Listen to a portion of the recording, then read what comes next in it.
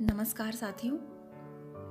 आज हम साहित्य अकादमी पुरस्कार से सम्मानित मैथिली की प्रतिष्ठित लेखिका डॉक्टर शेफालिका वर्मा की कहानी मुक्ति का पाठ करेंगे। यह कहानी मूल रूप से मैथिली में लिखी गई थी, जिसका हिंदी अनुवाद ओम कर्ण जी ने किया है। माँ, सारे दिन तुम मीटिंग में लगी रहती हो। जुलूस, नारे, इन सब से क्या होने वाला है माँ? ओह, कॉलेज में पढ़ती हो तुम, क्या तुम्हें इसका ज्ञान नहीं बेटा? सारा देश तो दूर, सारे विश्व में महिला मुक्ति आंदोलन चल रहा है। तभी तो आज हमें दम भरने की भी फुर्सत नहीं। काम में डूबी हुई अनु अपनी बेटी मेहा को जवाब भी देती जा रही थी। मुक्ति आंदोलन, मुक्त होने की ये आकांक्षा किससे मां? पति से, पुत्र से या परिवार से? मेरे दिमाग में तो कुछ आता ही नहीं। धृष्ट बालिका इस अगम मुक्ति को जानने के प्रयास में थी। अनु पुत्री की बात सुनकर चौंक गई। आज समाज में एक और नारी मुक्ति आंदोलन की धूम मची है, जिसकी नेता खुद मेहा की मां थी। अनु को अपनी पुत्री पर दया आई, ममता उमड़ी। एक निरीह दृष्टि मेहा पर देते हुए वह उसे समझाने लगी, बेटा, समाज में महिला पर कितने अत्याचार हो रहे हैं। परिवार में महिलाओं का शोषण, दहेज के कारण अपमान, अनाचार, क्या कुछ नहीं हो रहा है? कमल कोमल सी भाव भरी मेहा चुपचाप अपनी मां की बातें सुन रही थी। स्कूल से कॉलेज तक फर्स्ट आने वाली, बोली में मधुरिमा, चाल में गरिमा से पूर्ण, अपने पिता की सौम्यता और महानता का निखार था मेहा में। हिमालय से धीर गंभीर पिता की संतान थी मेहा। व्यस्त डॉक्टर पति के जीवन में समय का अभाव देख अनु ने अपने लिए महिला क्लब में स्थान खोज लिया था। अनु महिला नेता के रूप में विख्यात भी हो गई थी। महिला मुक्ति आंदोलन अनु देखती तो थी, समझती भी थी, पर यह नहीं जानती थी कि मुक्ति आखिर किससे चाहिए।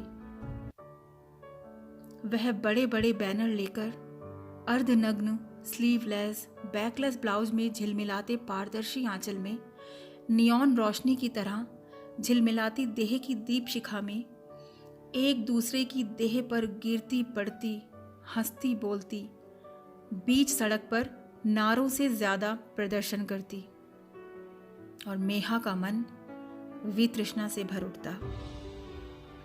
प्रायः कोई न कोई मीटिंग या पार्टी घर पर होती रहती।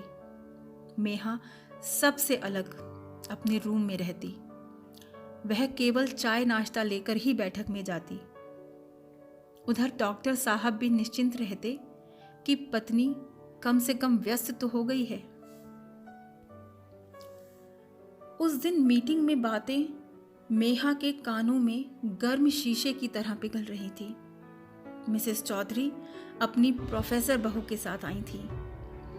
मिसेस झा ने बहू की तारीफ करते हुए पूछा, बड़ी सुंदर साड़ी है, कहाँ से ली हो? क्लास में भाषण देने वाली बहू और घर में भीगी बिल्ली की तरह रहने वाली बहू ने कहा, जी यहाँ की नहीं है, मायके की है। और मिसेस चौधरी को जैसे आग लग गई। एक साड़ी के लिए मायके की तारीफ कर रही हो? और क्या दिया है तुझे मायके वालों ने? हाँ, आजकल की लड़कियां मायके की ही तारीफ करती रहती हैं। मेरी बहू बहुत बड़े वकील की बेटी है, बहुत अहंकार भरा है उसमें। मिसेस झा भी अपनी बहू की तारीफ में बड़बड़ाती रही। हाँ, एक बात तो समझ लो, वकील, डॉक्टर, इंजीनियर और ठेकेदार की बेटी सबसे ब्याह नहीं करना चाहिए। पैसे के कारण दिमाग ठिकाने पर नहीं रहता इनकी बेटियों का। मिसेस लाल भी तंज करने में किसी से पीछे नहीं थी। पैसे वाले की बेटियों की क्या बात है, जैसे संस्कार देंगे वैसे ही तो बनेंगे हमारे बच्चे। अब मेरी मेहा को ही देख लो, अनु बोली। मेहा बगल के कमरे में थी और सब सुन रही थी। माँ के मुंह से अपना नाम सुन मेहा के मुंह में जैसे कुनैन आ गया, किंतु वहां बैठी सभी औरतें मेहा के नाम से चुप हो गईं। किसी ने तुरंत बात बदल दी।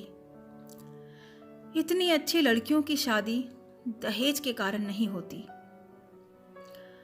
हाँ, एक उसास भरती हुई अनु ने कहा, ये तो सच है। मैं खुद लगी हूं एक अच्छे लड़के की तलाश में।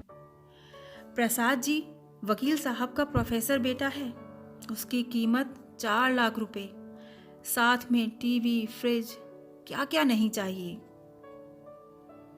प्रसाद जी की पत्नी के कानों में जैसे ही यह बात गिरी, वह बोल उठी, हाँ, मैंने तो 4 लाख ही रखे हैं। ठाकुर जी की पत्नी तो अपने चार्टेड अकाउंटेंट बेटे का 6 लाख मांग रही हैं। महिला संघ की इस तरह की बातें सुनकर मेहा का मन फटे बादलों की तरह शून्य में चला जाता। माता पिता अपनी अपनी दुनिया में व्यस्त थे। उसका छोटा भाई दिल्ली में पढ़ता था। खुद मेहा पटना विमेंस कॉलेज से बीए ऑनर्स की परीक्षा दे रही थी। वह पुस्तकों की दुनिया में खोई रहती। किंतु आज उसी मेहा का मन सजल बादलों की भांति मां पर बरस गया है। मां, मैं मीटिंग में नहीं रहती हूं, पर आप सबों की सारी बातें सुनती रहती हूं। आप जानती हैं, महिला को मुक्ति किससे चाहिए? अपनी जड़ता से, अपनी अज्ञानता से और अशिक्षा के अंधकार से। अनु आवाक रह गई और फिर मुस्कुराते हुए बोली, बेटा, तुम्हें समझने में अभी वक्त लगेगा। मां, दहेज पर सारी स्त्रियां बढ़ चढ़कर बोलती हैं, लेकिन सच कहूं, स्त्री ही स्त्री की दुश्मन होती है। क्या बोलती हो मेहा? उसकी बात पर अनु तमक उठी। हाँ मां, मुझे बोलने दो। मुझसे नहीं सुना जाता ये अनर्गल प्रलाप। एक बार मेरी भी तो सुनो मां। अनु चुप हो गई। मां, आज यदि सारे बेटों की मां कसम खा लें कि हम अपने बेटों को नहीं बेचेंगी, कोई सामान नहीं लेंगी, तो किसी बेटे के बाप की मजाल नहीं जो दहेज ले ले। पत्नी से विरोध ले, कोई अपनी गृहस्थी में अशांति नहीं लाना चाहेगा मां। अनु चुप रही, जैसे किसी पुरानी पुस्तक का नया पन्ना खुल आया हो उसके सामने। मां, उस दिन मीटिंग में चौधरी चाची अपनी बहू को कितना कुछ बोल रही थी और झा आंटी अपनी बहू को। मां, किसी के पिता किसी बहू की बुराई नहीं करते, फिर मां ही क्यों? क्या वे भूल जाती हैं कि वे भी किसी की बहू थी? जो स्वयं मां नहीं बन सकती, वो बहू से बेटी बनने की आशा क्यों रखे? नारी स्वयं नारी पर अत्याचार करती है। मेहा सांस भी नहीं ले रही थी और धारा प्रवाह बोलती जा रही थी। आप बलात्कार की बात करती हैं मां। फैशन में चूर, अर्धनग्न नारियां वासना को ही तो जागृत करती हैं। आप दशा दिशा दिखलाइए मां इस महिला समाज को। मेहा का स्वर भावावेश से आर्द्र हो गया था। स्वर की संवेदता और सजलता से मां का हृदय सिहर उठा। नाम और यश के पंख पर उड़ने वाली अनु अपनी युवा पुत्री के तर्क और आवेग से पंख विहीन हो जैसे गिर पड़ी। जिसे मैं बच्ची समझती रही, उसके हृदय में इतना तूफान। बहुत देर तक अनु सोचती रही। मेहा की बातें उसे आंदोलित करती रही। नहीं नहीं, मेहा का कहना सही है। किधर जा रहा है हमारा नारी समाज? परिवार टूट रहा है। जिस संयुक्त परिवार का मेरुदंड नारी थी, आज मुक्ति खोजने के प्रयास में अपने स्थान से भी वंचित हो गई। जो माता पिता इतने कष्ट से अपने बच्चों को पाल पोस कर उसे मनुष्य बनाते हैं, वह संतान ही अपने माता पिता को भी साथ रखने को तैयार नहीं। पति, पत्नी और संतान, न्यूक्लियर परिवार। संतान भी माता पिता की व्यस्तता देख उनसे विमुख होती जा रही है। तब फिर बचता क्या है नारी समाज के पास? साड़ी, कपड़ा, जेवरात और आलोचना प्रत्यालोचना के केंद्र में नारी मुक्ति आंदोलन का नारा। इस तरह अनु का सारा दिन अंतर्द्वंद में बीता। रात में खाने के टेबल पर उसने डॉक्टर साहब से पूछा, सुनिए, आप महिला मुक्ति आंदोलन से क्या समझते हैं? डॉक्टर साहब चौंक उठे। वे खाते खाते बोले, वही जो तुम समझती हो। भाभा कर हंस पड़ी मेहा। अनु के अधरों के कोण पर मुस्की की झलक आ गई। नहीं, मजाक में बात को मत उड़ा दीजिए। आज मेरी अपनी बेटी ने मुझ में अपराध भाव जगा दिया है। अरे सचमुच? हमारी बेटी मेहा रानी को कुछ बोलना भी आता है? डॉक्टर साहब हंसते हुए बोले। फिर अनु के मुंह से सारी बातें सुनकर डॉक्टर धीर गंभीर हो गए। अनु, किसी देश की असली पहचान उस देश की नारी से होती है। अपने देश की नारियों के चेहरे पर जो कांति, वाणी में मिठास और चाल में गरिमा होती है, वही इस देश की माटी में है, वही प्रकृति में है। भारतीय नारी के लाज भरे चेहरे में जो सौंदर्य है, अनु, वह अन्यत्र कहीं नहीं। जानती हो, पुरुष नारी को रहस्य से भरा ही देखना पसंद करते हैं। यह तो पुरुष की लोलुपता है। अनु ने झपटते हुए बोला, नारी क्या भोग्या है? तुम गलत समझती हो अनु। यहां भोग्या का प्रश्न कहां? समस्त प्रकृति रहस्य से भरी है। वैज्ञानिक इस रहस्य को तार तार कर देने में लगे हैं। नारी भी वही रहस्यमयी प्रकृति है जिसके अंतरतम तक जाने के लिए पुरुष एक्सरे बन जाता है। नारी का त्याग, समर्पण, सेवा पुरुष से संभव नहीं। तब क्यों महिला मुक्ति आंदोलन हो रहे हैं? अनु के समक्ष यह प्रश्न उसी तरह खड़ा था। अनु, महिला मुक्ति का नाम महिला उच्च श्रृंखलता नहीं है। नारी में सब कुछ है, केवल अभाव है तो साहस का, आत्मशक्ति का। कितनी भी पढ़ लिख ले औरतें, किंतु स्वयं निर्णय नहीं ले सकती। छोटी छोटी बातों में पुरुष की शरण में चली जाती हैं। कोई बलात्कार करता है, नारी स्वयं को तो कलंकित समझती ही है, दूसरी को भी दोषी समझती है और बलात्कार करने वाला बेदाग घूमता रहता है। मेहा ठीक कहती है अनु, कुछ करती हो तो नारियों के भीतर आत्मनिर्भरता, स्वरक्षा और आर्थिक स्वाधीनता की शक्ति जगाओ। पापा, चाची की शादी को 5 साल हो गए हैं और कोई बच्चा नहीं हुआ। सभी औरतें उसे बांझ कहती हैं, इसमें उनका क्या दोष?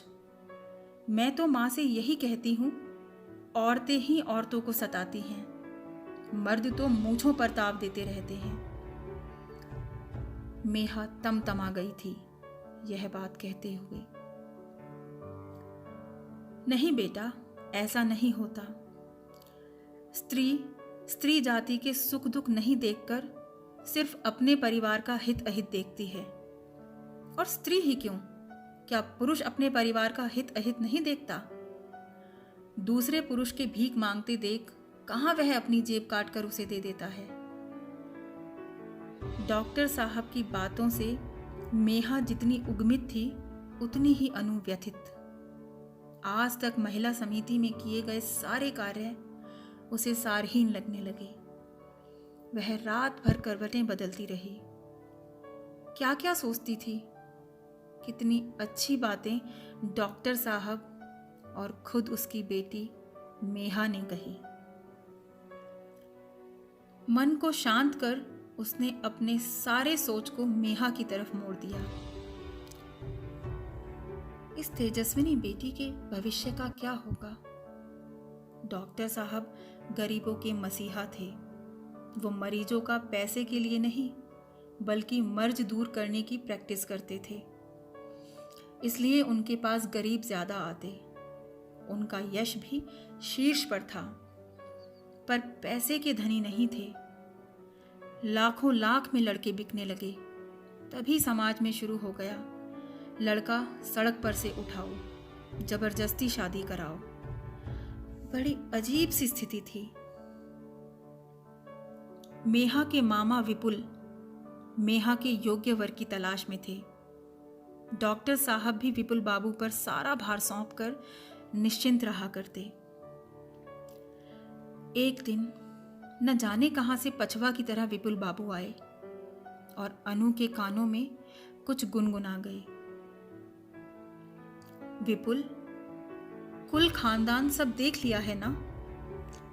हाँ बहन, लड़का प्रोफेसर है, फर्स्ट क्लास कैरियर, होनहार और तेजस्वी।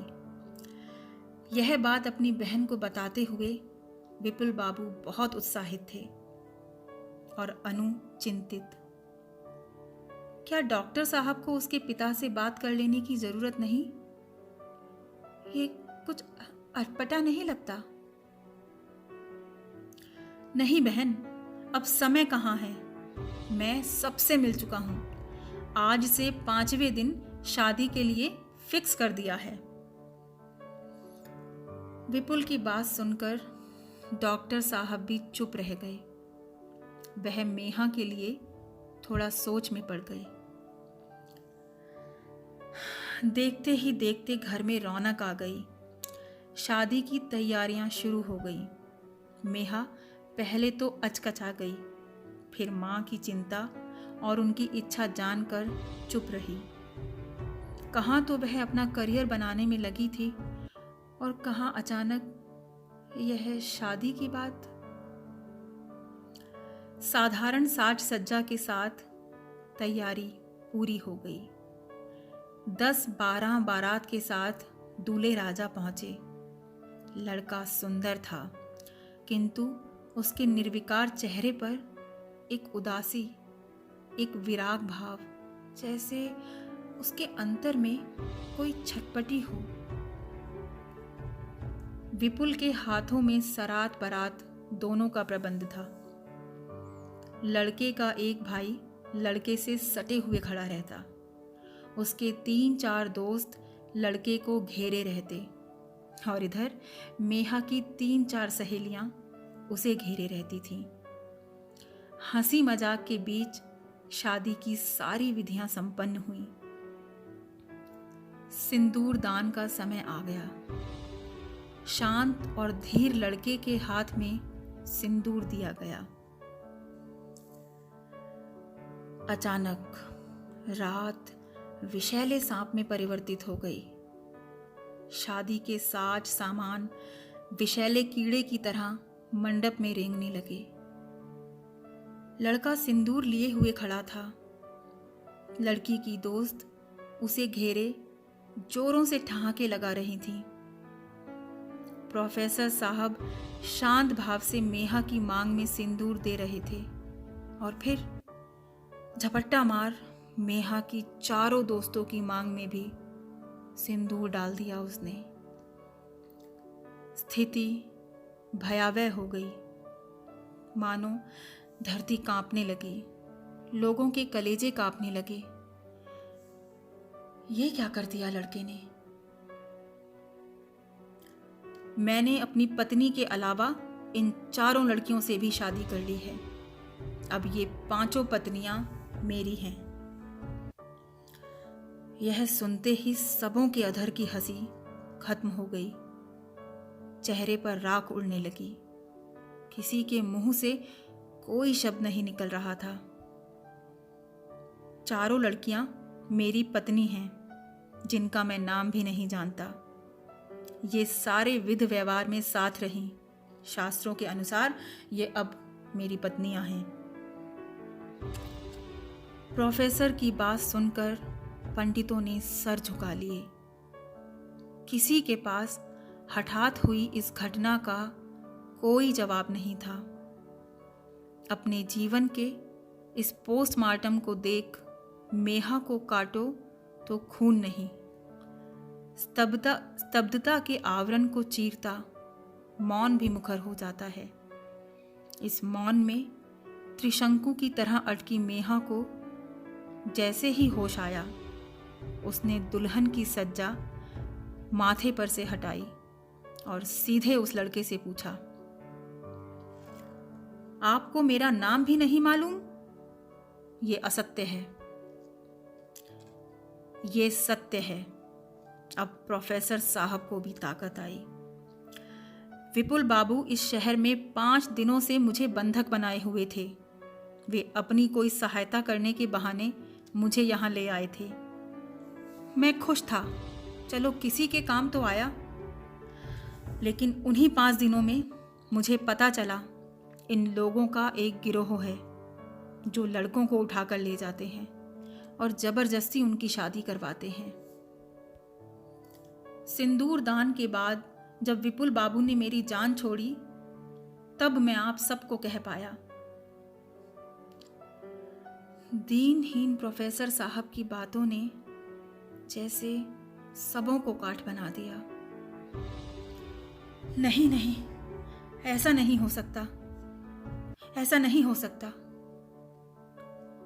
अनु अपनी एकमात्र पुत्री का यह हश्र देख चिल्ला उठी। आप स्थिर रहो मां, गंभीर स्वरों में मेहा ने कहा। फिर उसने लड़के से पूछा, आपने मंत्र पढ़ा था क्या? नहीं, मैं तो डर से घिघिया रहा था, मंत्र कहां से सुनता। मेहा की गुर गंभीर आवाज वातावरण को सिहरा गई। प्रोफेसर साहब, आपको जबरदस्ती शादी के लिए यहां लाया गया। विवाह मात्र वेद मंत्र या सिंदूर से नहीं होता। वह पाठ एकांत भाव का समर्पण होता है। उस समय आपके प्राण अवग्रह में थे। यहां बैठे पंडित 5 लड़कियों से आपके विवाह का समर्थन दे रहे हैं। क्या यही शास्त्र है? यही धर्म है? आवेश से मेहा हाँफ रही थी।